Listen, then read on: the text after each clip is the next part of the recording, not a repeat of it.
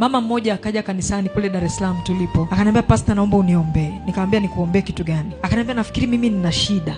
Nikamwambia, una shida gani? Akaniambia, mume wangu alinipa hela milioni 5 niweke, kuna biashara tulikuwa tunapanga kufanya. Pastor, ninavyoongea na wewe ile milioni 5 sina hata 100. Nikamuuliza, umeipeleka wapi? Akaniambia, pastor, sijui. Nikamwambia, ulinunua nini? Yaani ulifanyia nini hiyo milioni 5 ambacho kinaweza kuonekana? Akaniambia, pastor, hamna, pochi yangu ndio hii mbovu mbovu, viatu vichafu vimechanika chanika. Akaniambia, nilikuwa tu nikijisikia kunywa soda nachomoa na nunua soda, nikijisikia kununua chipsi, siku hiyo sitaki kula ugali na dagaa nyumbani, nachomoa na nunua chips. Milioni 5 ikaishia kwenye soda na chips. Nilikuwa nasafiri siku moja, napita airport pale, kijana mmoja akaja kunisalimia, akaniambia, pastor, nimefurahi kuona, Mungu akubariki. Nikasema asante. Akaniambia, pastor, naweza kuongea na wewe? Nikamwambia, sasa tunaongea namna gani na natakiwa kwenda kwenye ndege?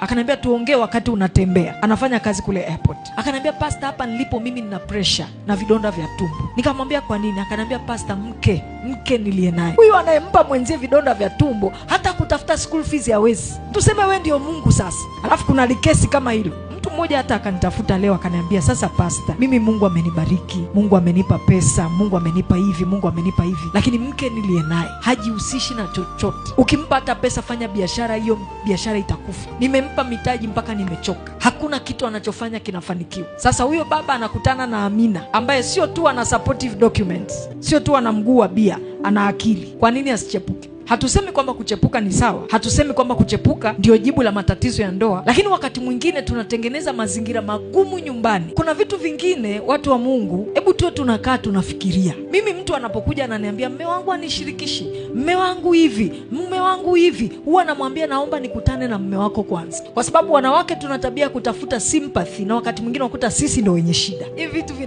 vinasumbua, lakini Mungu atatupa neema. Biblia inasema kwenye Mithali 22 mstari wa 3, nimalizie na ile andiko, mwenye busara huyaona mabaya akafanya nini? Akajificha, bali wajinga huendelea mbele wakafanya nini? Kwenye ndoa, kwenye eneo la uchumi, kuwa mwenye busara. Biblia inasema mwenye busara huyaona mabaya akafanya nini? Akajificha. Lakini mjinga anayaona mabaya halafu anaendelea mbele, anafanya nini? Anaumia.